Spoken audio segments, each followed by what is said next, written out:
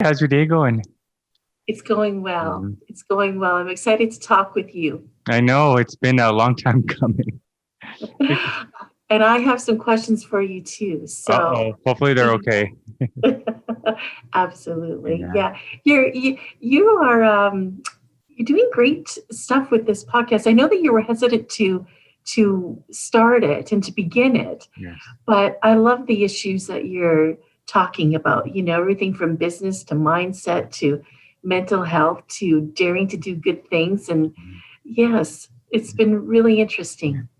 Isn't that what life is about? Once we cut out the noise?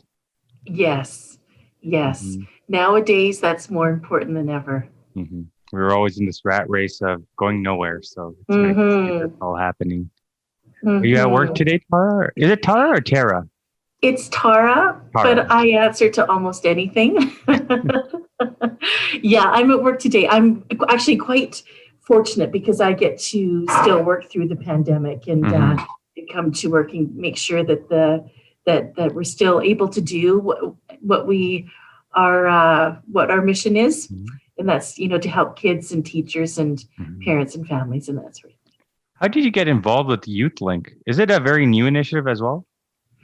Well, hmm the building that we're in right now is just about 5 years old, and I was a journalist. I worked with CTV for 20 years, believe it or not. I'm dating myself now. Um, and you know that you get to do a lot of interesting things when you're a member of the media and a reporter, and you get to interview, people doing great things in the community and making a difference, and Right. and then you see the other side of things as well, and that's going to murder trials, interviewing gang members, seeing victims' families and talking with them, and at the worst time in a person's life. hmm Um, but I had one of those defining moments in your life, Yeah. and I was sitting at police headquarters in a little interview room, and I was sitting across from a pedophile. And this pedophile had done some really awful things to little girls. And it served his sentence, his full sentence, didn't get parole. He'd served his full sentence, and there's no choice but to let him out. And he was considered to be such a danger to the community that he was being monitored by an elite unit within Calgary Police, and it's the high Right. risk offender unit. And when I was talking to him about the restrictions that he was under, like he couldn't go near schools or playgrounds or anything like that.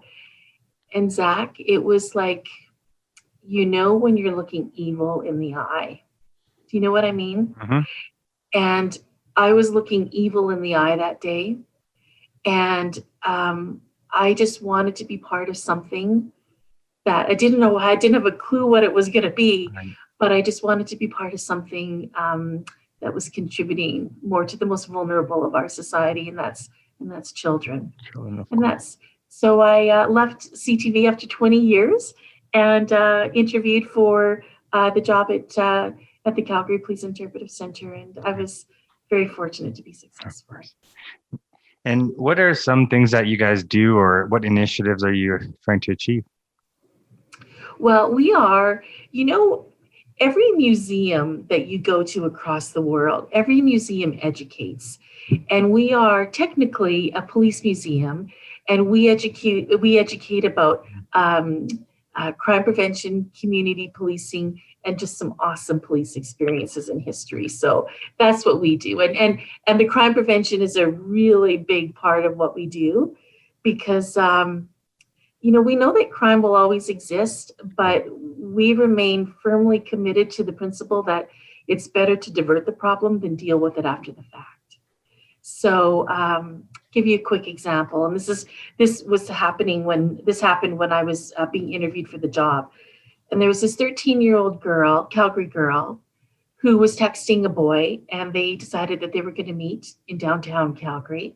And when she got there, there were two adult males, Oh, and she thought she was talking to a 13-year-old boy, but she wasn't. And she made enough noise that she attracted the attention of passersby, and they came in and helped with the situation. And when something like that happens, like the police machine kicks in. It's like investigations are launched, charges are laid, help is given to the family. But if you talk to the families or the victims, even the police officers, all of them would say they would rather, they wish that the crime had not been committed in the first place. And that's what we try to do. We want to educate those little darlings Right. about the issues that they're going to be confronted with. And we talk about some pretty provocative stuff, but we do it in a really safe place and at an age when they are willing to take in the information and trust the source as well. How many years has this initiative been going on for this program? It had been operating out of downtown Calgary for 20 years. And then I got hired on to build this new facility, and it's attached right to police headquarters. So it's been having an impact for quite some time. What are some of the historic monuments or things that you have in the museum? Oh, well, we focus a lot. Like when you walk in, Okay. have you been here before? I haven't, no. No? Well, for example, like right outside my office, I've got the best office ever because right outside my office, there's a full-scale version of the Hawks helicopter suspended from the second ceiling. Oh, that is so cool. Yeah, it's fantastic. And so we feature all kinds of police exhibits like canine and TAC and patrol and major crimes and the public safety unit, because we want to lift the veil on policing, because we know that community policing it starts with that relationship with the community. So we make it really interesting. Like, who doesn't want to fly around in the Hawks helicopter, like with the infrared and all that kind of cool stuff. But one of the most common complaints that CPS gets is the noise from the helicopter. So what we decided to do is to do a virtual ride along. So you can step into this exhibit, and there's a virtual ride along that takes you from liftoff to apprehension of a suspect, and you get to see why the helicopter may be hovering in your area, or for the kids, it's about the communication between officers, like on the ground and in the air, and so that's the kind of thing we just kind of want to show what CPS is all about and what they do and why they do it. Has it been an interesting transition from CTV to CPS for yourself? Yes. Yes, it has. Yeah. I mean, you're used to change too, though, aren't you? Oh, yes. I mean, this, for example. Yeah. Like, why did you start this up? Why did you start the podcast up? I think a part of it was communication. Take it to the next level. I'm such a curious guy in general. So I played around with photos, played around with videos. I'm like enjoying social media. What's next? What else can I do? Now, for the last 5 years, dabbling in and out of podcasting. But I think during January, it was kind of a resolution. If I'm going to do this, it's been 5 years, just do it. Don't hold back and see where you can go. Yes. And even though you have a skill set in one area, you have no idea how those skills are going to translate into another area, or if you're going to fall flat in your face, or it's going to be your wildest success. That's too. Yeah. And I think that's what I was feeling with, you read, you anchor and you report on the news, and you have no idea how that's going to transfer. But something you said just a couple seconds ago, it's all about the communication and coming together to have a vision and to create a team that will help you do something. And what we did, there was no roadmap for it. As far as we can tell, there isn't another center like this in North America. So we kind of had to push some boundaries, and we had to make some people uncomfortable with what we wanted to do. But now there are police services from all over Canada and the US coming to look at our business model and our approach to crime prevention and community policing. Is it open for the general public as well to walk in, or? Well, Yes, it pre-COVID. is. Yeah. Yes, right. I know. Yeah, it is. It's open to the public, and we'll be expanding our hours once the pandemic is, once we get to our new Yeah. normal. Yeah, because for the school programs, uh, we would fill this place. 8,000 kids would be registered in 6 minutes. Wow. So, and that's for so our entire school year would be filled up. So all the other days are for public members, and we've got like true crime nights, like you talk about Yeah. the historical aspect of things. And Calgary was a much different place 100 years Oh, ago, yes. and some of the things that happened here, and how not only how the community has evolved, but also Mhm. how the policing Yeah. and approach to policing has evolved as well, because that's a really important thing. I'm just obsessed with the history of our city and, look at different things, obviously, like how stars came about and who helped fund stars and how did Yes. Hawks come about. And that's an interesting story. I mean, obviously, there was a loss of an officer on Deerfoot Trail, but here we are today with Hawks. Yes, that's right. And you hit the nail on the head, Zach, because we want to show how out of the greatest tragedies Right. comes innovation and progress. Mm-hmm. And that is one of the best examples. It was several years ago now, where Constable Sonnenberg was with his partner trying to apprehend a suspect who had stolen a vehicle and was going at high rates of speed throughout the community. Wasn't he trying to drop the spike strip? I think that's what it was. Constable Sonnenberg, that was back in the day when you would put a spike belt across a roadway and it would deflate the tires, and then the it would come to an end. But the vehicle was going so fast that he was not able to deploy it completely, and he was run over and killed. And that is one reason why you don't see police chases in Calgary anymore. They don't normally deploy the spike belts either. But the helicopter was being tested at that time, and they decided that had they had the Hawks in place, that Sonnenberg's death may have been prevented. So throughout the museum, so we showcase the fallen members.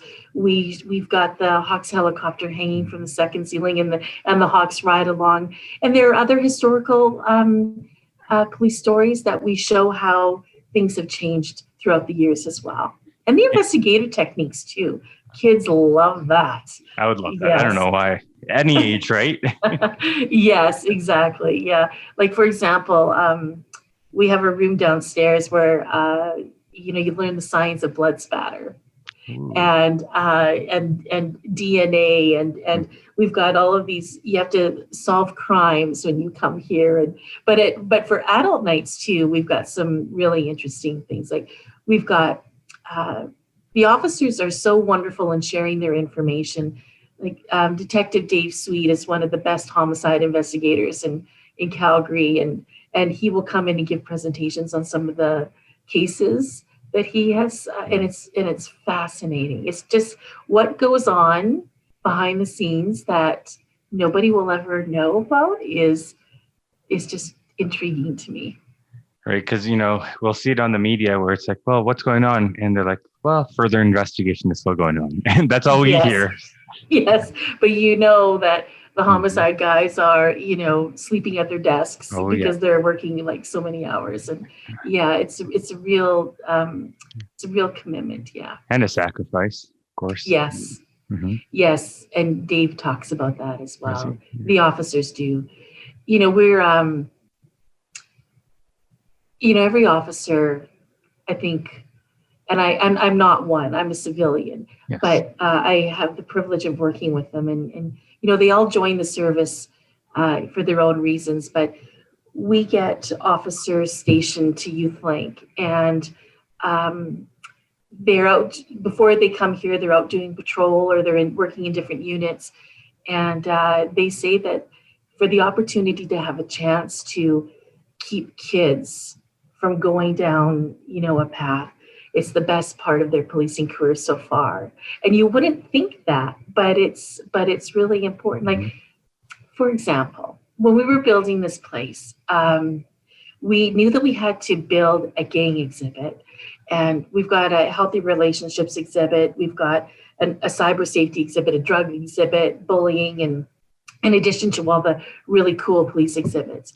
But how do you build a gang exhibit, and what messages you want to get out to kids? Mm-hmm. So when I transitioned from CTV to Youth Link, we were in the middle of a gang war, and I think the murder count was at 25 bodies. 25 people had been killed, and shots were, This shots was the fired. early 2000s, right? Yeah, that's right. Well, and even into the late 2000s as well. Mm-hmm. And every time we heard a shots fired on the news scanner in the newsroom, we knew, okay, the gangs, there's another shootout or what have you. So we went to the Gangs and Guns unit, and we said, if you're dealing with the baddest gang bangers in the city. If you could do anything or say anything to kids to stop them from going into that lifestyle, what would it be? And so we got a meeting with them, and I'm on one side of the table and all these hardcore detectives are on the other side. And these are the detectives that I would see when I was covering the crime scenes or the gang funerals. And it was a little intimidating, to say the least. And they're in the middle of these investigations and the shootings and all that kind of stuff. And I said, so what would you like to tell kids, about how not to get into gangs? And from there, the greatest thing happened. And this has taught me, you never know what you can do if you don't ask for it. And so we brainstorming, and one of the gang detectives ended up getting an exclusive interview with one of the worst gang members in Calgary, and his name is Michael Roberto. He was a Calgary kid, born in Calgary, went to school in Calgary, but dropped out of school to start a dope business in the drug business. And one thing led to another, and they created these gangs, and he became the enforcer, and he killed 5 people that we know of. And he thought that it would look good to do this interview for his parole hearings or in front of the judge. I mean, he wasn't doing it out of the goodness of his heart, I don't think. I think the only regret he had was that he got caught. And but what we got out of it is the kids sit in a jail cell and they listen to a real gang member from Calgary who recruited kids their age and manipulated them and conned them into joining their gangs and into a high-risk lifestyle, and lured them in with the recruiting techniques. And before the kids know it, it's too late, and they're in that lifestyle for good. And we know that there's only 2 ways out of a gang: in prison or in a death. casket. Yeah, that's right. And previously, officers or teachers would stand up in a classroom and say, and show a picture of a dead guy with a toe tag and say, well, don't do drugs, don't get into gangs.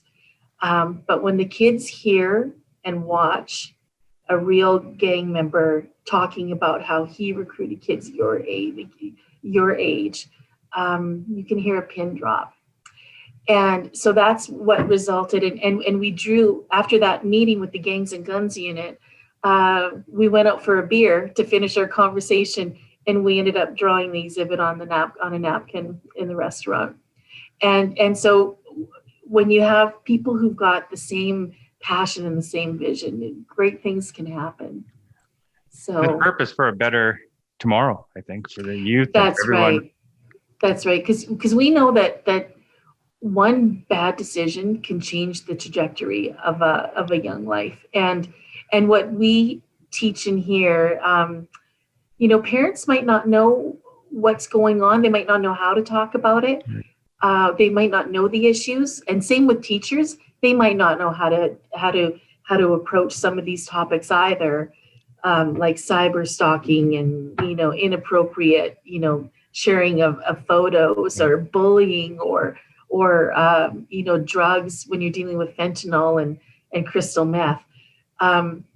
We talk about that. We go there here, and we do it in a really safe place where they can ask any question they want, because kids are really curious and they're going to find out some way. And it hasn't happened very often, but we've had the odd parent not allow their kids into our exhibit. It happened in the drug exhibit. And one parent didn't want their kids to even know what fentanyl or cocaine looked like. And they thought that if the kids don't see it, they're not going to know it exists. Well, that's not the case. So instead of finding out from some, con or gang member or drug dealer, then we like to have those discussions where they can, find out the real information, and we can give them tools and strategies to deal with things if they're ever in those positions and in those situations, because we know it's going to happen. Oh, yes. It's same thing that growing up, human sexuality class. Some kids weren't allowed and parents wouldn't let them in. They're like, oh, we don't want them to know about this stuff. But yes, exactly. And with the internet and social media like it is, they're going to find out the details one way or another, and they're doing it at a younger and younger age. So, and the benefit that we have is police officers often see it before out on the streets, before it becomes a trend. So the magic of YouthLink is that we've got this incredible relationship with CPS and all the units, and we can call up the drug unit and say, hey, what are the top 10 drugs on the street today, and we'll display them in the center, and we'll show them how it's going to impact kids and how it's going to impact their vanity, because they really care about that too. Oh, yes, they do. Yes. Yeah. Wow. What is one of your most memorable moments on CTV, or a moment that really touched and hit home for you, where you couldn't even go to bed? Oh, well, this is a story that's probably not what you're thinking of, but it impacted me greatly. The cold case, CPS was working on a cold case, and I went to interview the subject of that cold case, and it was a guy that had been, it was before he was committing crimes before DNA was a thing and a reliable source in investigations.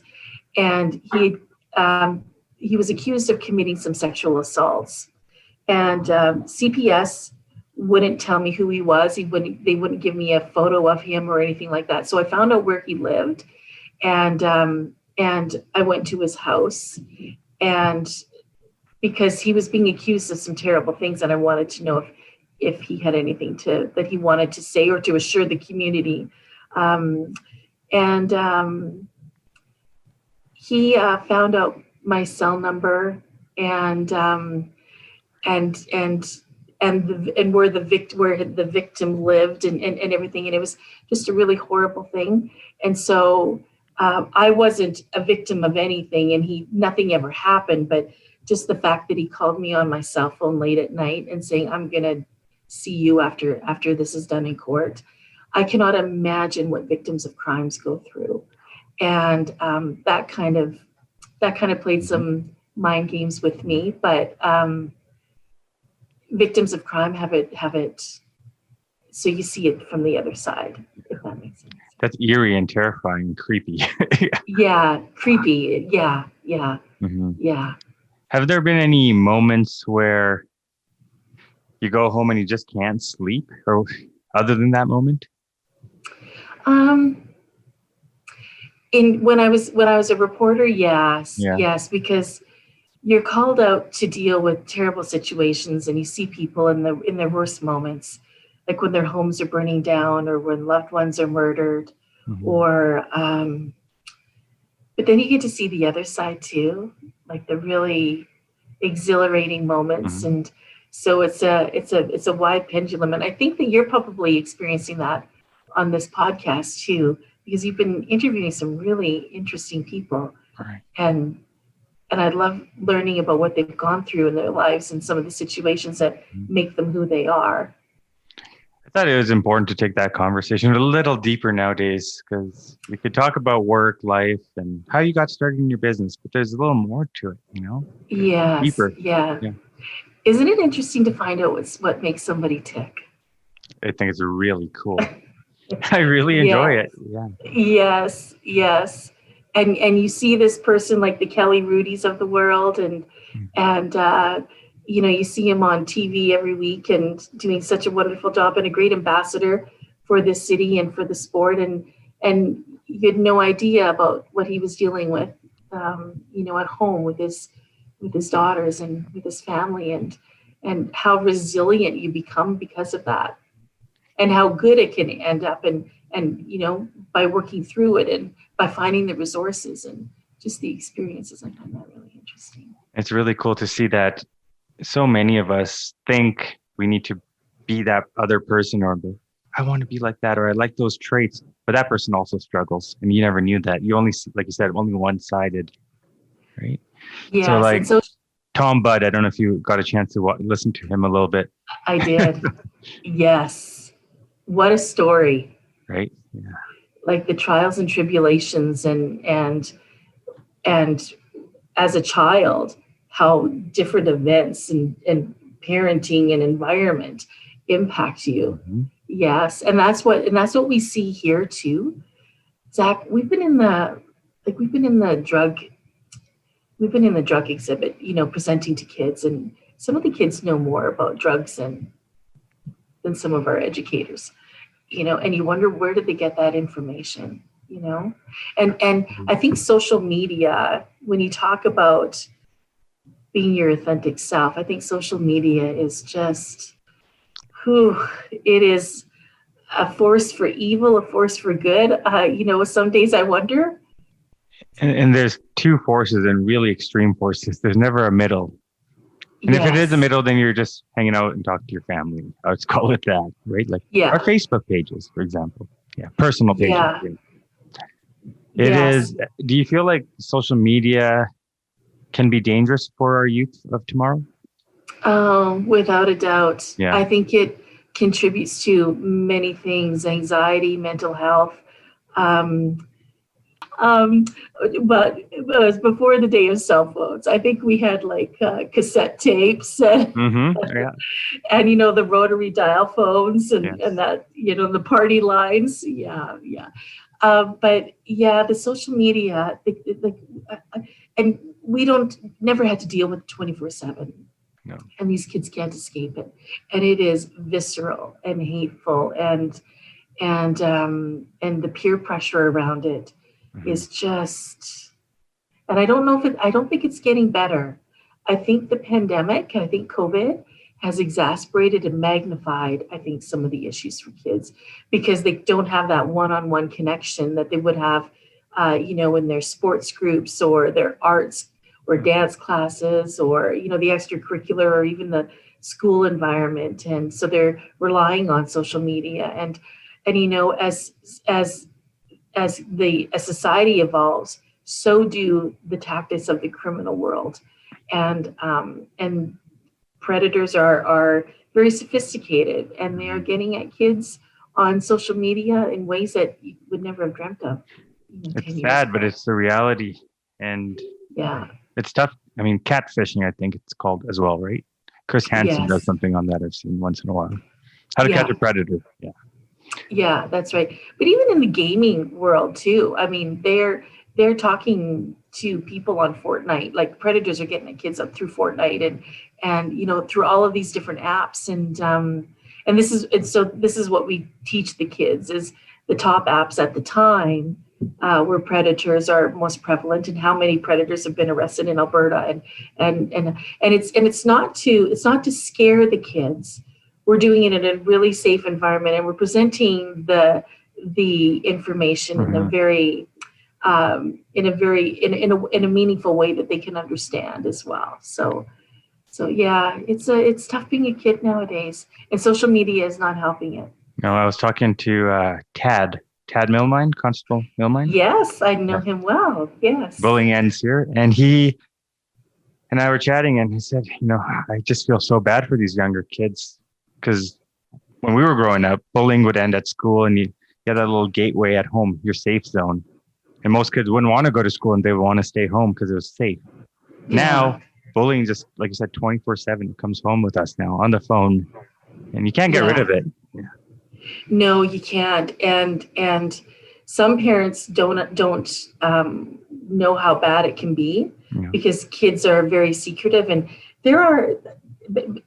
kids will do almost everything to not being monitored by their parents. Like there are apps that kids can, for example, there's one app where a parent might see their child working a calculator, but it's an actual app that is a gateway into social media. Mm-hmm. So kids are very good at hiding things, and when they're in trouble, bullying can be so it can make you feel so alone, and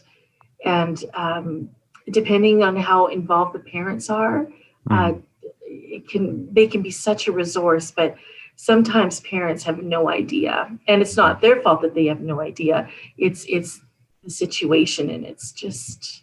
And I couldn't even imagine a kid trying to open up to his parents and saying, well, guess what? I am getting bullied. And sometimes they don't want to feel like the beta or inferior one in the class, right? So they want to be like, yeah, everything's going well at school, but deep down, you're broken.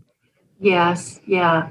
We had a parent in here who had to, because of a bullying issue, switch school 3 times for their child because sometimes it's not resolved in the proper ways, and a child will only disclose so many times before they shut down, and they all need a trusted adult. And we talk about that. We identify in a child's life who are the top 5 trusted adults. If you're in trouble, what would you do? Where would you go? And so we have them pick out their 5 most trusted adults as to who they would go to.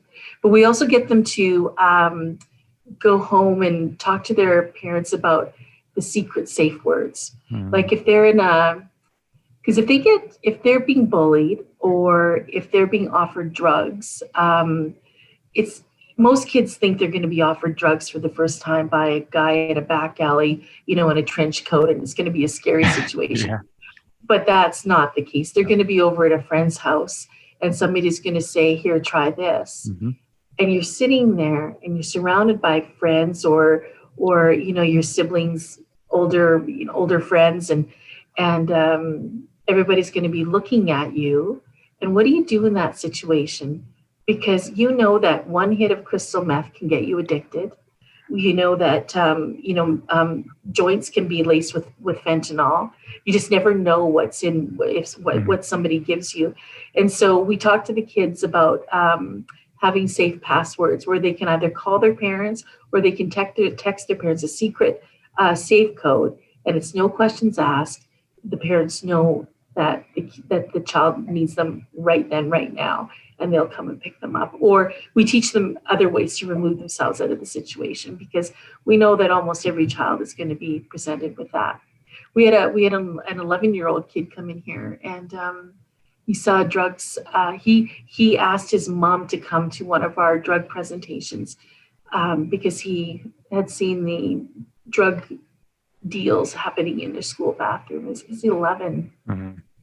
And gang members are recruiting kids as young as grade 5. Yeah. And you know what, Zach? These precious kids, grade 5, they don't stand a chance against these manipulative cons who only want to recruit kids to do their dirty work so they don't get caught. And this one grade 5 boy was going through our gang exhibit and through our presentation, and the recruiting techniques that we were talking about. He took he asked to speak to one of our police officers, and he said, I think that's happening to me right now. And sure enough, it was. We got another unit to come in and to help him in school. And sure enough, yeah. So, it's not like, so we just want to be able to do whatever we can to help these kids. Tara, what are they enticing these kids with. I mean, at that age, $5 or $10 was a lot of money. Yeah. It can be a number of different things. For example, if they target those who are looking for belonging and for a sense of Power a little bit. but friendships, and these bad guys will for example, it could start as simply as, hey, Zach, if you want an extra $50, just take this package and give it to that guy over there. And it's pretty easy thing to do. The kid gets $50. He can buy the latest video game or a pair of jeans to look cool in class. And then it's Zach, you did such a great job. Why don't you take this over there? I'll give you $70 or something like that. But that's only one recruiting technique. And they will shower you with praise and come hang with us, and we'll get you what everybody else is wearing in school. We'll get you the latest iPhone, or so there are, and then it just escalates and before you know it, they're in the gang. And it's what Michael Roberto talks about in the jail cell here. It's nobody's looking out for you in the end. Nobody. It's everybody's looking out for themselves, and when the heat comes on, you're on your own, and you're likely going to be going to jail or to prison, and it's so that's what we want to prevent. Wow, that's right. But what you're seeing in Calgary today too is, in some communities, they love the glamour. They love to be feared. They love the glamour of being, in this group, because gangs don't self-identify with colors or with turf in Calgary. It's, cars. It's, money, and or at least that's what the myth is. But it's all just. But someone in grade 5, really? Yeah. That's so sad, and it breaks my heart to hear that. Yeah. Because we do remember us being children, and just, I don't even know. What do you know at grade 5? Yeah, right? Exactly. Exactly. You trust everybody at that age too, right? Yeah. And you just want to belong. The peer pressure, just to belong. And school can be, a little cruel in some ways to those who, might not feel like they belong, so they will try anything. Yeah. And they're very susceptible. So it's just giving them the information they need, and so that they can identify some of the stuff that they're going to be confronted with. And it's not just gangs or drugs. It's the bullying. It's the cyber safety. It's inappropriate relationships and all that kind of stuff. Are you seeing a lot of, I guess, conversion, or is there a way to track children throughout the program, throughout the years, saying, hey, that guy didn't? How do you measure things? Yeah, that's a great question, because when you're in the business of crime prevention, how do you measure something that doesn't happen?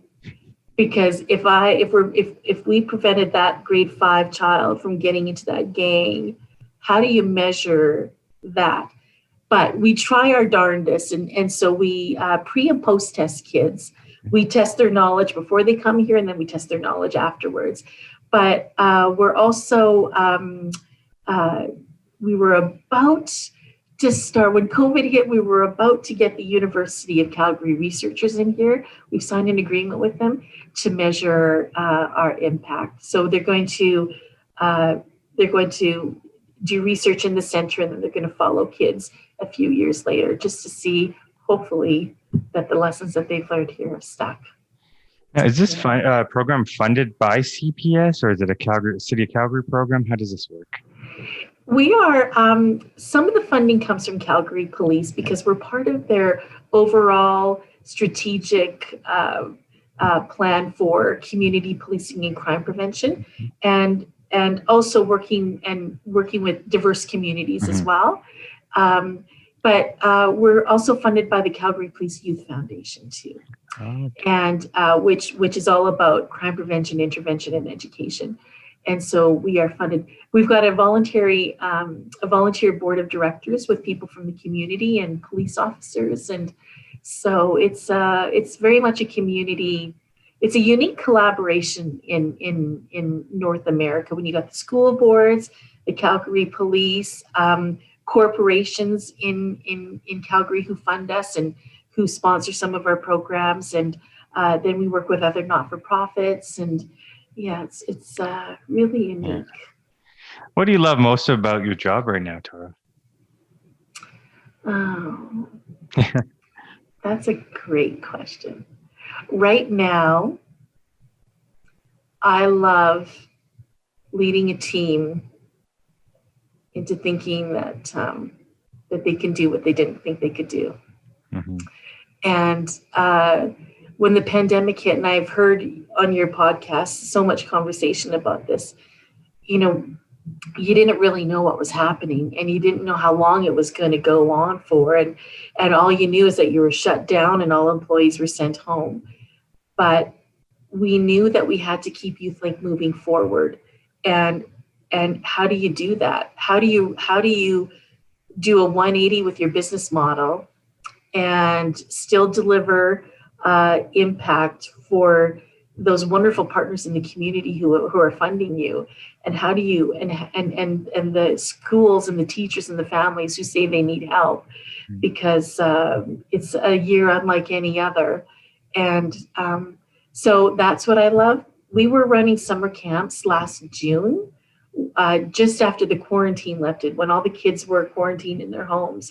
And I think we were ahead of the curve on running summer camps. It doesn't sound like a big deal, but it was 3 months after kids were locked down. They couldn't visit their friends. They couldn't go to schools, and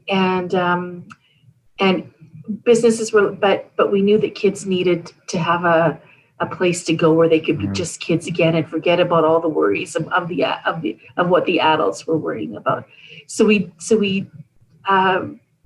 reimagined things, and we still, it's been a year now, we haven't had a single case of COVID here, and we've been running programs and public programs, and we've been open as much as the government will let us. And it's just through, this is the result that we want, how do you get there?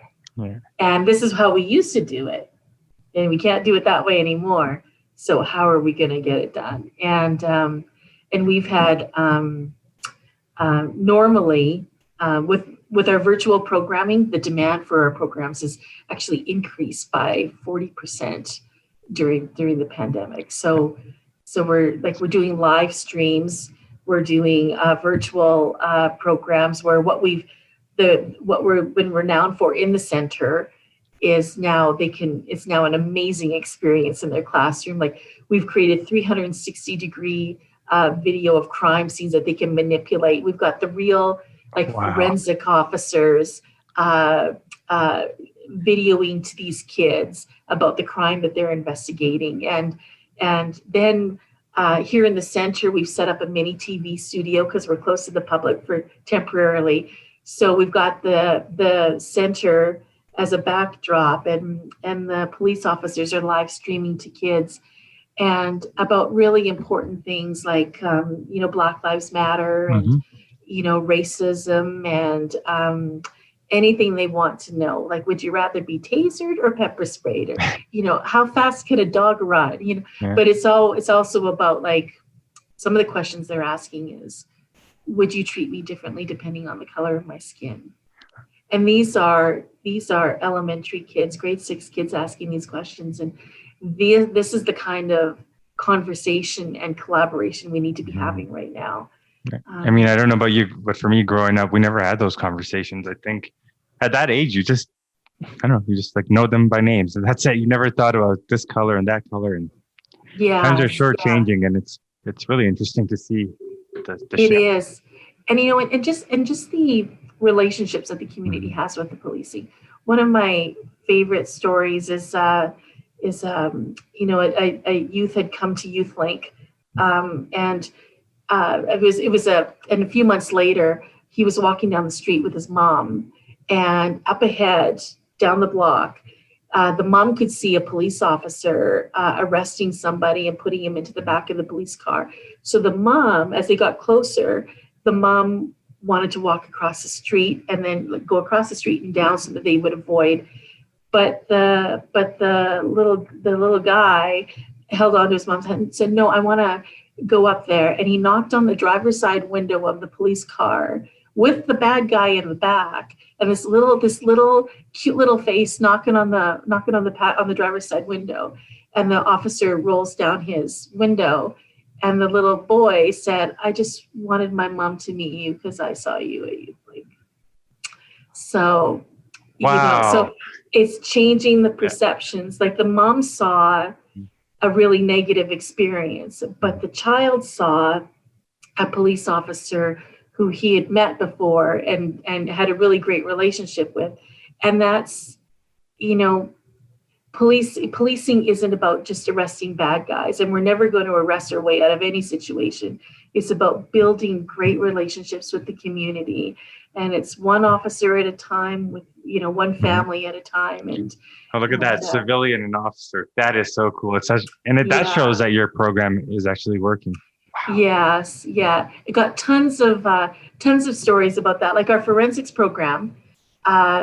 I met a woman once with her grown daughter, and I introduced myself. It was at a charity dinner, and I introduced myself as being with YouthLink, and she goes, "Oh, you're the one I have to blame then." And I thought, "Oh no, what did I?" And apparently, her daughter loved dancing, but she had dreams of going to Broadway in New York and being a dancer. But after coming to YouthLink, she went into forensic criminology instead, and because she loved forensics and she loved the science of it. So I'm not sure where she's working in Canada right now, but yeah, we've got lots of stories like that. Yeah. And we had a police officer come in a few months ago, and he had a picture of him at YouthLink at the old center. And then he had a picture of his recruit grad, and it was the visit to YouthLink that got him interested in policing. And he's now out on the streets right now doing patrol work. Wow. So it's kind of fun. Yeah, kind of interesting. I think you and I connected, through obviously YouthLink as well on my one page. And it was through the video that would. Yes. Yeah. I think that's how we all kind of. Well, I met many of you guys. Yes, and that was after Sergeant Harnett was killed in the line of duty. Yeah, you did an amazing video. That was really touching. And Zach, I've always covered officer deaths or military deaths as a reporter, but never from the inside. And you see, it was a different experience from inside the organization, and that kind of thing. Really touched a lot of hearts around here. And it's a difficult, it's a difficult situation. Well, for me, I was at home and I see the city's blue, and I'm like, well, if one day his kid is going to be around and sees this, I want that boy or girl to see what our city did for their dad, even though their dad lost their life here. I think that's the least we could do, because there's only so much, like you said, the external news media can cover. And I really wanted to show, look at downtown right now. It's so pretty. Yeah. And eerie and quiet and sad. And the flags were dropped down the pole, and it was an honor. And then the next day I went out, obviously, to pay respects. Yeah. Well, what you did was so special. And I'd known about you before that. Oh, but oh no, I'll touch on that in a sec. But that was it was a very difficult time, and the way that the community showed their understanding and their love for the Harnett family was just really special. Yeah. So thank you for that. But what I also love is your photography. Oh, and your accounts. I love great photography, and I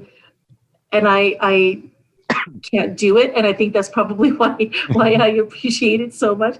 But I'm drawn to you're drawn to positive things on social media. At least that's where I go on social media. I don't like dealing with the negativity, and that's why I was drawn to your accounts because of the great photography and the film and like how long have you been involved in this? And I know that I've got a million questions, but no, it's in terms of videography and photography, I think it's literally been a couple of years, few years, just playing around, practicing, kind of similar to this whole thing I'm doing now, right? Learning as we go. So you're self-taught. Self-taught, yes. Yeah. Really? And how did you know that this was what you'd be successful at, or that you would, once you dive into something, sometimes you think, oh, this isn't for me, but obviously it's a passion for you. How did you decide that this is where you wanted to go? I think I kind of looked at all the things I'm good at in life. And I think one of them was communicating with people, enjoying conversations, go back to your childhood and storytelling. I love story time. Yeah, me too. Right. Yeah. And I think you start picking up on all these things. And I found some old video cameras I had. And I'm like, this is all coming full circle in my life. There's so many things, and I'm sure you have done trial, error. Oh, I think I like it. No, I don't like it. And now it's like something you live for and you breathe for. And I really enjoy it. But I did need a little bit of a break because I got tired and burnt out. And I think a lot, like you said, you need to follow positivity instead of the negative out there. And there's a lot of that as well. If you, and I think the pandemic showed that, right? You just got to see people's true colors. Yes. So you're not on Twitter or Facebook? I am on Facebook and I'm on Twitter, but I don't really use much of it. I should start using it. Yeah. And why don't you? I used to be obsessed with Twitter and I didn't like Instagram. I was like, what are these little squares? And I think the attention had switched. And Instagram was very photography focused and film focused. So I said, well, if that's where I'm heading right now, that's where I need to be. Have you experienced the rabbit hole of TikTok yet? I have tried back and forth and I can't get in on it. I'm sorry. I like watching the funny videos and stuff. It's pretty entertaining, but dancing and all that online, no, okay. Yeah, no, I'm not into that part either, but some of the videos are quite amusing and I know quite funny. You can sit on there for hours, right? It'll consume you. Yeah. I know. It's a very addictive thing, but that's what social media is. And so I'm trying to find more balance in my life when it comes to social media. Are you running Youth Link's social media as well? That page? Well, I should never be left unsupervised with something like that. But yes, well, Fallon, there's two of us that are running it. Fallon and I are running it, and it depends on what she's got on her plate. And but it's very much a team and collaborative vision. Yeah, it's fun and it's exciting, and you get to see the canines there and all that. Yes, yeah, they will. The units we love to feature the officers that come here, and then the canine guys will stop by for surprise visits, and so we always love to get the dogs out because it's one of the favorite exhibits here at the center. But they the canine guys, they've got a heart of gold, and I say canine guys, I shouldn't say that because Jen is there's a constable. Jen is one of the canine officers as well, but out of the goodness of their hearts, they will come and do demonstrations here every second week when we are, like operating at normal. And they'll do demonstrations for the highest risk kids, because sometimes the kids that come here from more vulnerable areas of the city, they may not have had great experiences with police. Perhaps the police have been there for negative reasons, or at their homes for negative reasons, or family members have had negative experiences with police. So this could be their first positive experience and we use the dogs for that because kids love dogs. And the canine guys know that, and they'll use dogs as a to break down, a barrier, and so that they can and to have great. Also, the trauma dogs. The trauma dogs. Do you know about the trauma dogs? Is that similar to like a therapy dog or? Yeah, kind of. Yeah, these are black labs that are with the victim assistance unit, and the dogs will go to crime scenes or to wherever that people might need some help or support. And these dogs are so beautiful and they're so loving. And when they come here, you will find them at the bottom of a pile of kids. Oh my God.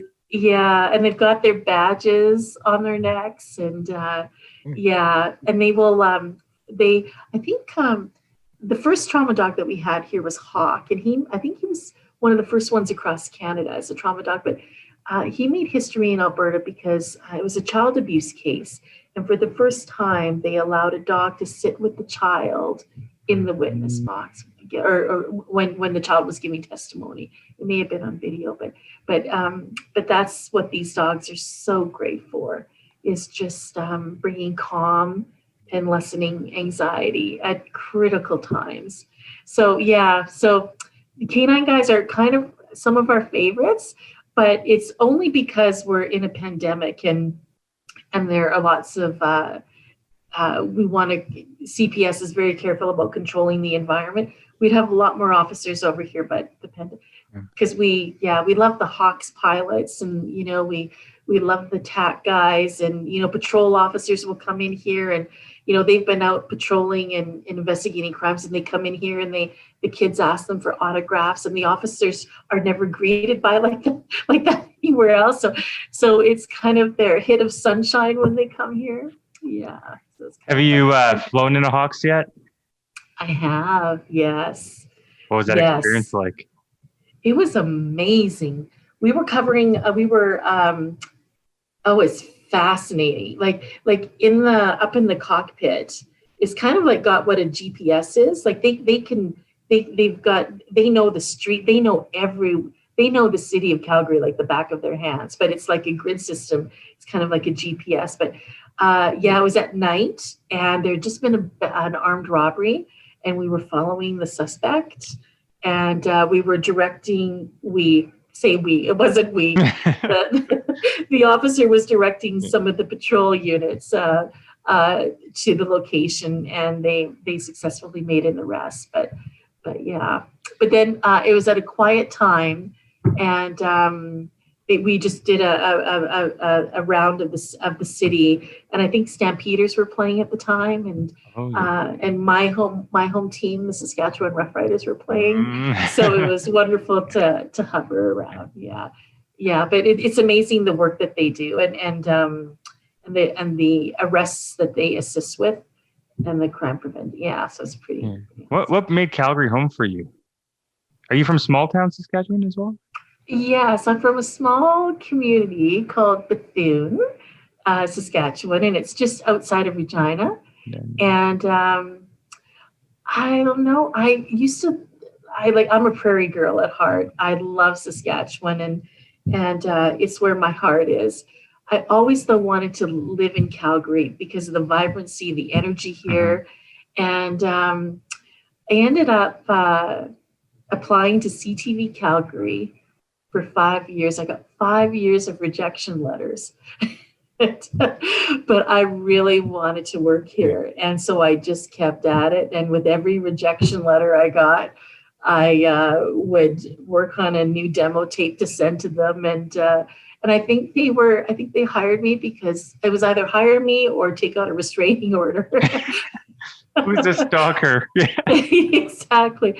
I wouldn't get, and it's, and I got on. After 20 years you were on. Yes.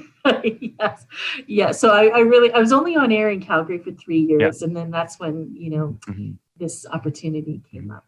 Because you moved around. I think you were doing Lethbridge as well. You had highlighted a few places in Alberta. Yes. And I was, I got to fill in for at CTV Newsnet in Toronto as well. And that was exciting too. because you're manning the desk and you're anchoring and you're hoping for the big story to happen. So it's breaking news and that sort of thing. So that was really fun. Yeah. Yeah. You get to meet a lot of people and I love just, I'm a hardcore news junkie. I love to know what's going on. But nowadays, that has waned a little bit. And I know that you've talked about this before. Watching the news is a little tough right now. And you got to take care of, your mental health. Yeah. Well, 6:00 news or 5:00 news, I'll start watching a little bit. And I'm like, once the word coronavirus comes up, I literally turn it off now. I do that on a few subject matters now. It's like 10 more deaths, 200 up, 300 down. Okay, enough. I've heard it for too long. I know. As long as you're abiding by the rules, you're taking care of things and all that, I think the rest is just noise. Yeah. And that's it. And I was having a conversation with just some coworkers and just, friends, because I'm in a very small bubble. And what would be the first thing you would do if COVID was over tonight? Mm-hmm. And overwhelmingly, it was about getting back in touch with friends or visiting family or, going out for dinner but it was all about that human connection. And I think that's what I'm really missing right now. And I just cannot wait till we can get, but you discover things about yourself. I didn't know I was this much of an introvert. I always thought I was this big extrovert, but so I'm finding that I'm a little bit of both. Yeah. And how are you doing on that aspect, on that end? Definitely finding out I'm an introvert. Seriously, I would always be out and about and enjoying my time with friends, but I also knew I needed my time to recharge. I couldn't have friends or people around me 24/7. It's exhausting. Even if they're not doing anything, it just exhausted me. It is. And now it just feels really nice to be within your own skin. That's what I'm really finding. I really like it. I mean, it's a journey. Every day is a struggle. Every day is you learn something new and more things to clean up, but that's okay. Does this help? Does your podcast help? I think it has. I mean, obviously it adds more work, but that doesn't really scare me. I think what scares me is my mind going to stay sane, or is it going to go up and down with the emotions of various guests? You want to keep that neutral area. And I'm sure you had to learn that at CTV. How do you step away from certain stories? Well, that's a great question. You really feel like you can't help but feel for the people that you're reporting on. And I think it'd be pretty hard to turn it off. But when you're in court and you're listening to testimony and you see the families, the victims' families and the gut-wrenching heartache or pain that people feel, you feel that too. But on the other side, that people are working really hard to find them justice or to find them closure, and you see the efforts going on. But it can be really hard. I can still, even though it's, something may have happened 12 years ago, I can remember the exact words of a conversation or exactly where I was standing when I interviewed this person. And I see Calgary not as a city, but as I drive around, I don't see landmarks. I see where I interviewed that person for that story. This is where I went to cover that crime. Or this was, so it's not landmarks to me. It's where I experienced different things, or, where the school. Yeah. Oh, that's pretty cool. What have you enjoyed so far about this podcast? And first of all, thanks for coming on. I really do appreciate you on here. I know it's like, come on, I need you. And you're like, all right, thank you. It's been really difficult not to, because I love asking questions and I'm very curious about things. And this is the first podcast that I've been on. I listened to so many Right. podcasts, but I've never been on one. And I've always been curious about what it's like, how you made it happen. What does success look like? Have you ever had any like complete bombs, and like who your favorite guest is? And are you set up in your home office? And what about sound? I've got so many questions. So it has taken great restraints not to try to take over the Let's switch to, okay, I'm switching. I'm coming on your side. Yeah, exactly. Yeah. We should Yeah. do So one day like that. That would be fun in person. I would, okay, if you ever want to be interviewed, let me do it because I've got some, yeah. Yeah. If you ever want to turn the microphone over to you, that would be a lot of fun. I think it's just a great way to connect. And what I'm getting out of your podcast is just the different roads that people have traveled, the different issues that they've dealt with, how they've overcome things, what their successes look like, and just with the times as well, like where they've come from and where they are now. Because this pandemic, each of us has reacts in our own special way, Mm-hmm. and it's impacted everybody in very personal ways. So I love that part of it, but I like to know what makes people tick. Yeah. So Beyond your professional standpoint, how has it affected you, the pandemic? Well, I live alone, Yes. and so I have got two households that I can be with, and they're both family, which I'm very grateful for.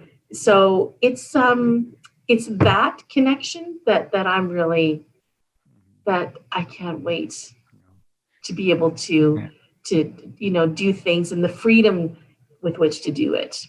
Was it tough on your mind when we first learned about all this last year around this time and the chaos of people and all that? No, and here's why. I knew that I had to modify the business, and I knew that I had employees who were concerned about their jobs, and I was concerned about their mental health as well. So I knew that we needed to act quickly to find a new path, and because you could see how other businesses were doing it, like restaurants were adjusting their models from eat-in to curbside. There is a brewery in Calgary who was manufacturing the hand sanitizer. Yes. And, movie theaters were, delivering popcorn to your home kind of thing for that movie experience. And because they knew that Netflix and all the streaming services were going to be a huge, and I think going forward, I think the movie business has changed. So what I needed to find, there were many, many hours trying to develop a new model and where we were going to go with this. Because we knew that at the end of this, we needed YouthLink to be still standing, but not only surviving, but thriving. And what has happened is we created opportunities that are going to mean great things for the organization going forward. So it worked out. So for the first 6 months, I didn't really have time to think. It was all about the business. Yeah. Do you see that moving from a lot of physical things to virtual or digital is going to be the future for YouthLink and a lot of businesses? Even though that we might go back to the normal, we'll have the psychological damage done in their minds? I can speak only from my experience. Yes. When my employees were first sent home, it was weird. They were trying to figure out their spaces and their new routines. And, we were checking in every day to make sure they got outside to go for a walk or, just taking care of their mental health. And then we were allowed to open up again. So they all came back to work, and it was wonderful.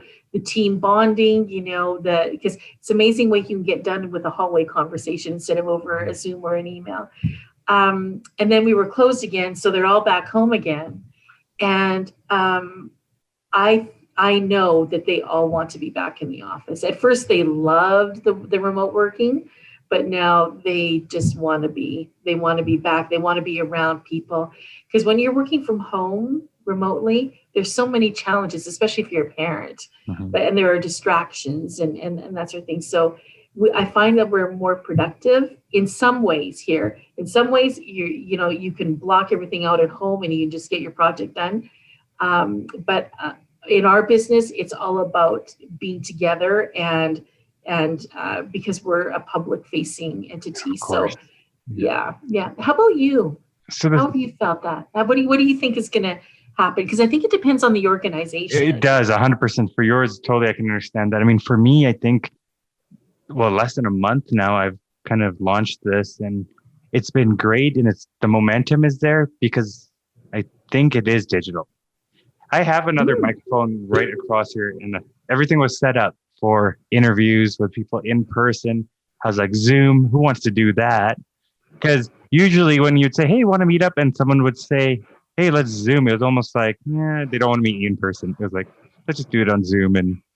But now Zoom has become this thing we're all forced to learn. Yes. Yes. And forced to learn things that we had never done, or like delivering programs. I think we're now doing it on 5 different platforms, not just Zoom.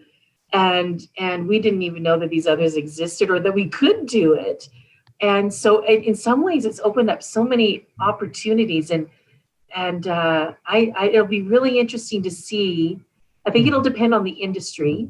I don't think it'll ever beat being in person, no matter what. People need people. And Yeah, we need that real human interaction. But for example, like this, you and I, imagine if we had to schedule a meetup in person, this and that, I mean, it'd take forever. Yes, that's right. Instead, I'm at work, flip on the Zoom, and away we go. Yeah. And it's interesting because people are buying homes without even setting foot into their home. That was my cousin last week. He purchased a home, and they're having a second child hopefully soon. And I was like, wow, that's like a really irrational decision in my mind. He's like, well, it said it has a great home office. We looked online, boom, we got it. Amazing. Yeah. So you see how it can be transforming industries, and I just, but for us, it's very much in person. Yeah. And we talk to teachers and things, and they love the live stream. They love the virtual program, but they've told us overwhelmingly that they can't wait to get back here. So have you been able to look at virtual or digital museums? Yes. And there is a lot of potential there. Yes. Because we've mainly focused everything that we do in Calgary because we're part of the Calgary Police crime prevention strategy, and we're part of community policing in Calgary. And so we focus everything that you see here in the museum is about Calgary, or is happening in Calgary, or is happening in Calgary. But our programs are so universal that we've had requests from all over the province. We've had requests from all across the country. We've had a couple of requests from the US for our programs, and how else are we going to do that? But exactly what you're talking about digitally, and other like Denver Police want to create a youth link down in Denver because they see the potential, and they're dealing with some of the same issues when it comes to the community policing and crime prevention. And instead of trying to reinvent the wheel, so we see some great partnership there, and a lot of that it's changed the way that we were thinking about it, for sure. There's a few side projects. Obviously, this was one of them, and another one is a digital museum, but it's more of an archive that I've been working on. It's actually called digitalmuse.ca. So I'll send you the link after. Yeah, it's like a side project where it's like archiving all of our Canadian history, or Western Canadian history, especially Alberta and like Midwest. Yeah. Right, because there is so much here that we have behind the scenes that is so interesting that unless you book a special tour, you wouldn't normally be able to see. So that would be, because everything has got, and it goes back to what you were talking about before, everything has a story to it, and that's what I love. That can be told really, really well digitally. And why are we here? What matters? And Yeah. I mean, Tara, like it's like you're doing what you're doing, but it's so connected with everything I'm doing, and this is the way the world works now. It's pretty cool. Yes. Yes. What have you found So, about the podcast that you enjoy so far, or some of the things I'm doing that kind of said this is what you're really interested in doing? well, I love, you mean the subject matter and the guests? You mean? Yeah, the whole podcast was it where you're like, what is this? Yeah. Oh, well, I love when you talk about mindset and passion and leadership. I love that aspect of it because I love doing the unexpected, and I love proving people wrong.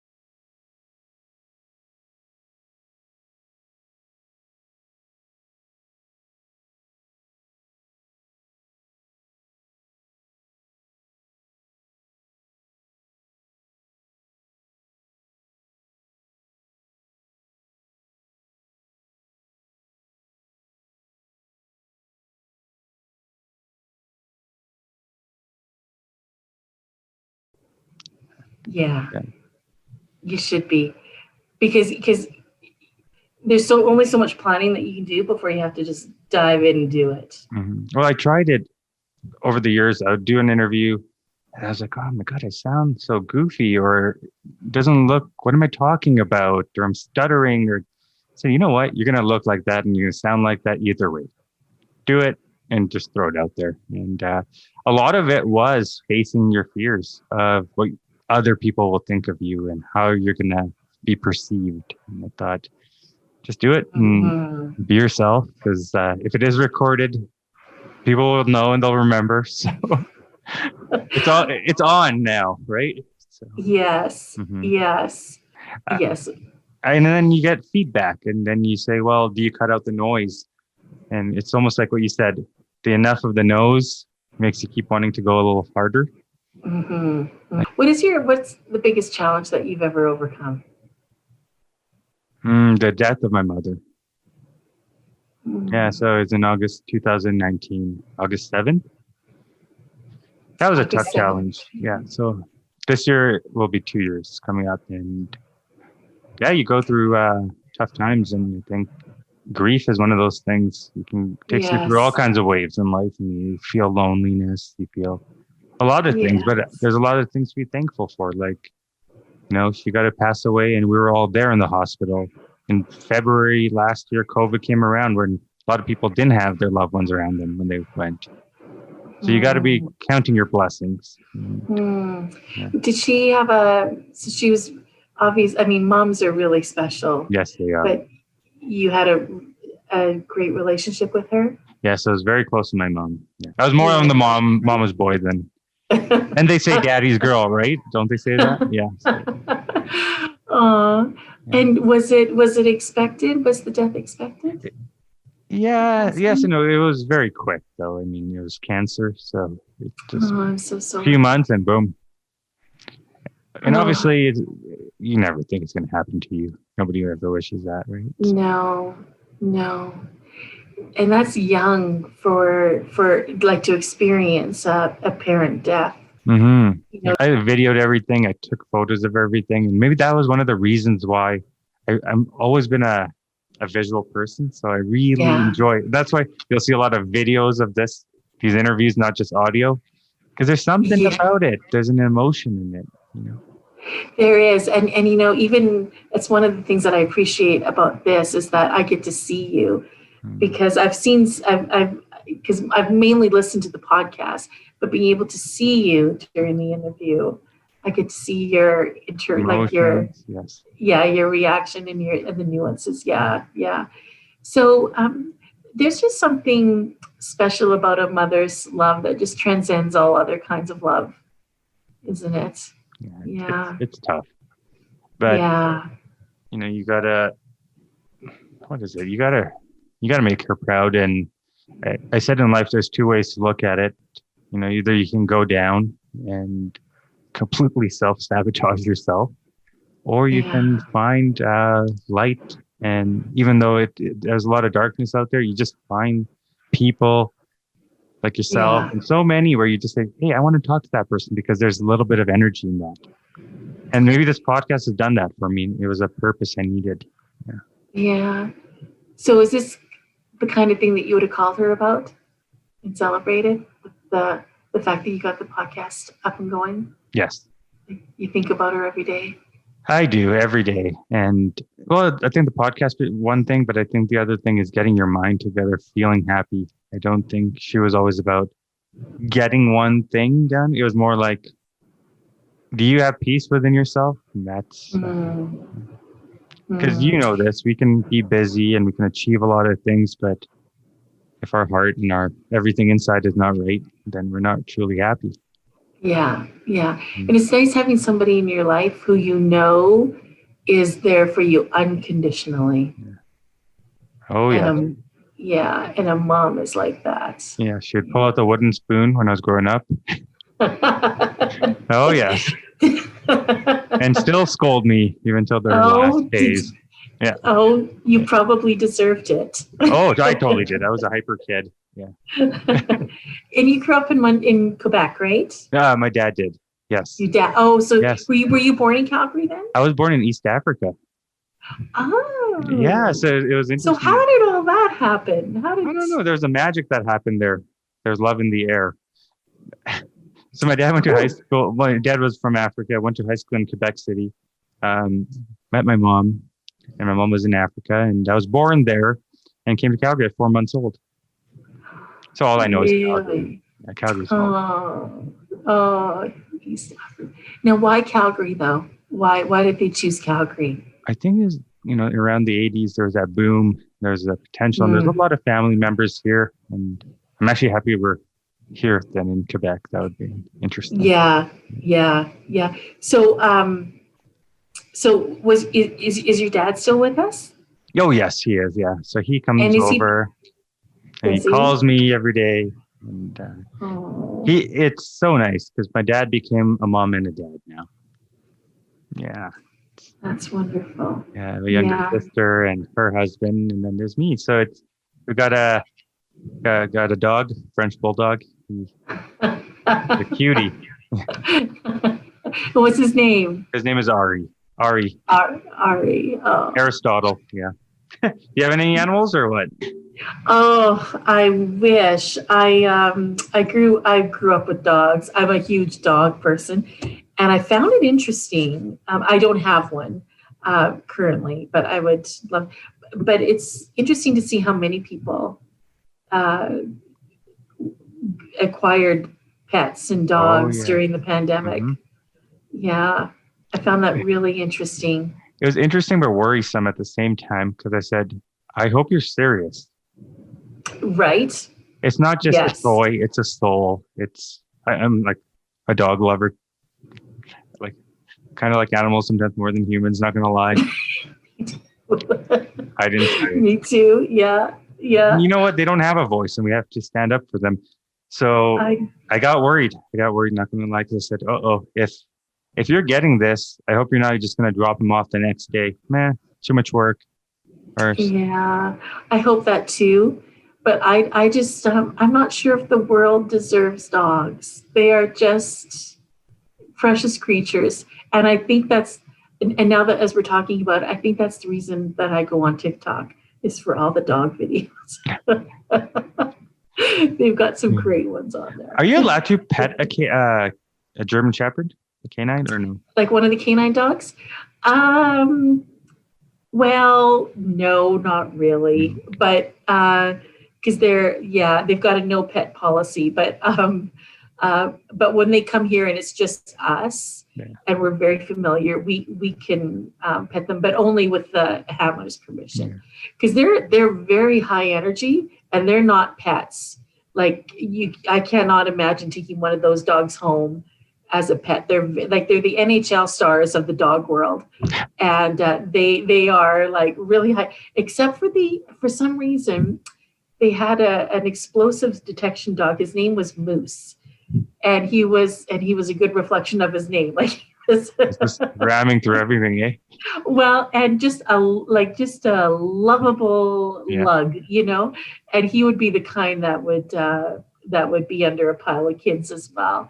And the canine unit, would bring him over here for my birthday because he was my favorite dog. Aww. And stuff like that. So they've got a no pet policy unless you're in a very controlled environment and you get the handler's permission. Do we have a Calgary Police museum where you can see the old vehicles and what the uniforms were like?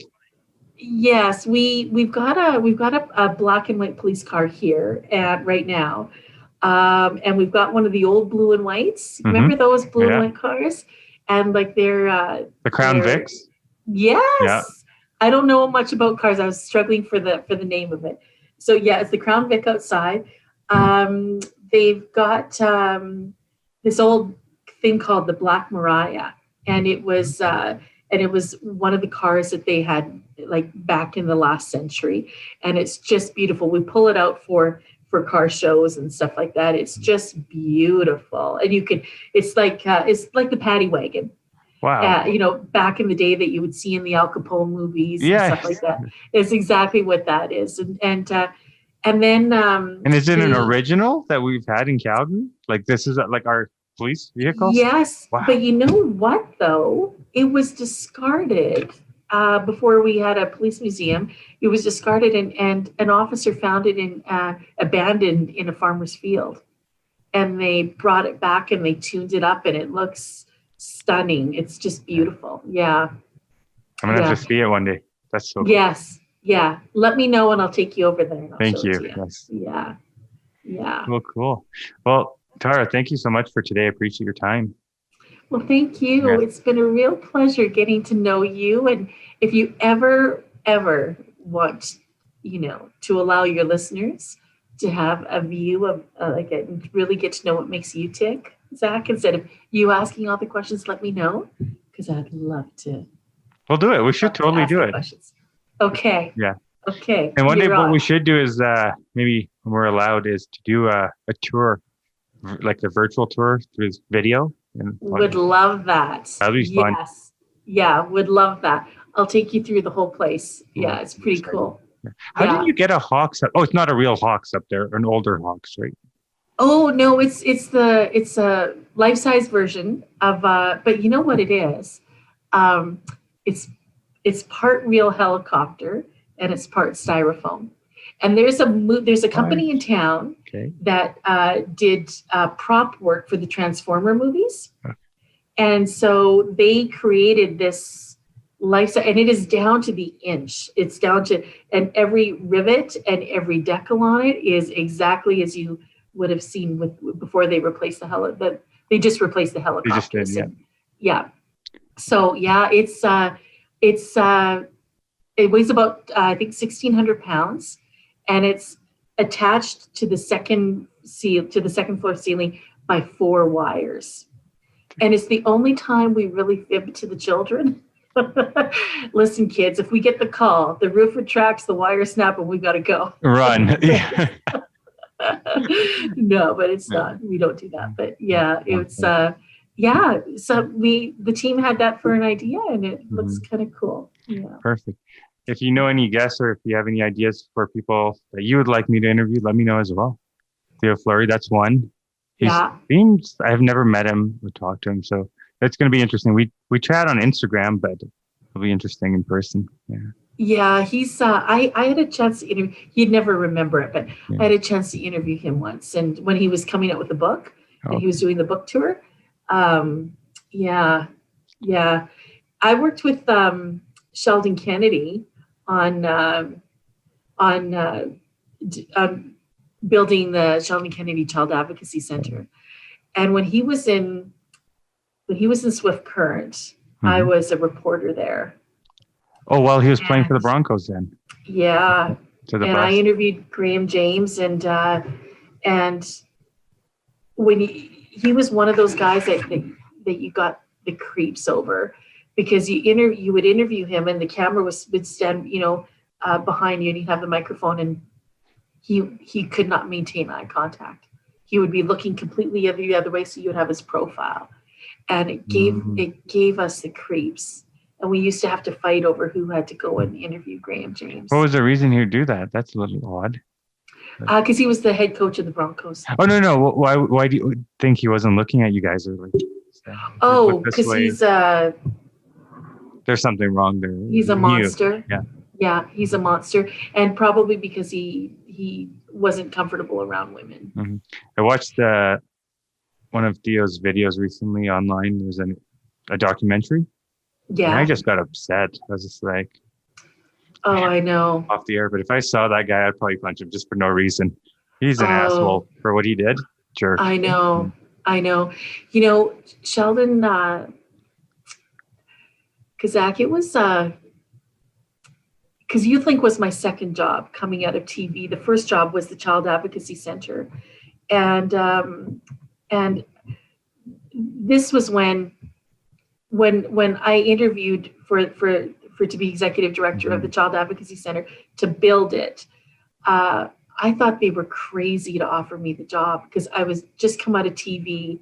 What do I know about building a facility or bringing 4 major government agencies together to live under one roof? And it had been tried a couple of times before, and both times failed. And they said, we've got one more shot at this. And we're gonna. So we raised $8 million, but to build this facility out across from the Children's Hospital, and it transforms the way the city responds to child abuse, and it set the bar for all other advocacy centers across the country. But just after I was hired, I asked Sheldon Kennedy to go for coffee with me, and we met at the Good Earth down by Heritage Park there. Okay. And we sat in there, and I just had to talk with him about being in Swift Current at the same time that Graham James was being awful to Sheldon, and so Sheldon was so gracious, but I was so you go through that roller coaster of emotions about not. Why didn't I see it, or why wasn't there a sign? And I just thought that Graham James was this awful man, who had no manners, but he was doing very dark things, and nor would I be trained or educated to recognize, what he was or what he was doing, but I was so privileged to be working with Sheldon to build this center that would transform the way that the city responds to child abuse. And he told me that, when he would fall asleep in class and nobody ever asked him why. And that's why I see now teachers are the first line of defense if there's something going wrong in a child's life. Because Sheldon was a star hockey player. he walked on water in swift current because everybody loved him, but nobody asked him why he was falling asleep in class. And if somebody had asked him, maybe that might have changed the trajectory, you know?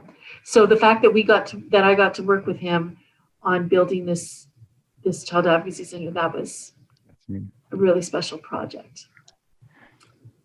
Yeah. The things kids go through. Yeah. So with Theo, to the depths that he has been to, that'll be a really interesting interview. And I think a lot of people have heard Theo's story, but it'd be interesting to see just in a normal setting like you and I just hanging out chatting again. Yeah. And he can tell some great stories, like on both sides, dark and NHL wise. That's why I like the way you interviewed Kelly Rudy. You talked, you mix the hockey in, and the being on TV with, how he coped with what was going on behind the scenes and what that looked like. And when he told the story about being when they went to the playoffs, and his breaking point. That was phenomenal. Like, who would have known that? That was just, so that's the kind of thing that I like hearing. Yeah. Are you a big hockey fan? It seems like you love hockey. I was the only girl playing on a boys hockey team when I was little. Okay, that's awesome. But no, I love cheering for the home team, but I don't play it or anything. No, of course. Yeah. Do you? I don't play anymore. No, I used to play a lot of street hockey. It was fun. Yeah. Growing up as a kid, Yeah. Oh yeah. Car. Yeah. Absolutely. Exactly. Yes, exactly. Car. That's awesome. Yeah. Thanks, Tara, though, and we'll keep in touch. Thank you. Thanks for your time. Yeah, and I'll DM some suggestions, ideas, and obviously love this journey that I'm on, and we'll have to do more of these, and we can even find like topics down the line and. Yeah. Well, good luck with everything. I know I'm enjoying it. My staff listen to you as well. So thank you. Thank you. No problem. And I saw that you had written those nice words of me. Thank you again in your post. I have disarming interview questions. You do. Do I? Tell me about that. What is it like? Yes, you do. You're very disarmingly charming, and you just slide these like heavy duty questions in that make a person really think, like, especially like about the pandemic and about, the, like what you, like the biggest challenges or like, how do you sleep at night when you, like, I've never been asked those questions in my life. And I wasn't, so there we go again. Right. So yes. So that's what I mean. And just even in some of the other, like some of the questions that you ask, like I can tell when you've got some prepared questions, right. And I can tell when you're really listening and you ask based on the answer. And because you force people to go deeper. Like if you've locked in on an answer that you really like and you want them to go deeper, that's where I love where you go. Because you're getting more out of them than what they were prepared to give just on the first layer. Okay. You force people to go. Yeah. Because you've done how many interviews in the past and whatnot, so you've seen different types of how to answer and question. Oh, sure. Yeah. I've done ones where I couldn't stand the person and I knew that I had to, and I hated everything that they stood for, but you have to do it. Or people who will not give you anything, and like it's a wall. And they're very difficult interviews, but you got to get through. And how do you do that? You have to find your way in. Yeah. Is it humor? Yes, absolutely. Oh, yeah. But you do a great job at that. Yeah. You do a great job. Yeah. It's funny because someone had told me, hey, maybe you should like start writing the questions down, but I really don't. I haven't yet. So what I do is I'll look up somebody and then I'll say, okay, let's go have fun and we'll see where this goes. Yeah. Wow, that's remarkable because on some of the interviews, I could have sworn that you'd done like a ton of research. Research I might have, or I know the person. Yeah. Maybe that. So it's a little easier on that end. But Yeah. otherwise, I've never written it down yet. No. But I like the way that you tell, that you reveal that you know them, and it's in the intro. Like it's in the first 3 minutes where you establish that relationship. Oh, you don't see that option sometimes? No. Oh. No, that's one thing that's really unique. That's what I really So like. what is that like when someone would just converse for a little bit beforehand, before we dive deep? Yeah, or before they start rolling. Yeah. They'll have this little like pre-chat, but it's not as authentic as the way you do it. Like I think like you start right in, and so that's why I was prepared. That's pretty cool. Yeah. Yeah. Because I've always done interviews where there's a preamble and okay, you ready? Are you rolling? Okay, great, let's go. But this was not like that, and I was surprised by that, so I had to be ready. Yeah. Cool. Thanks, Tara. Thank you very much.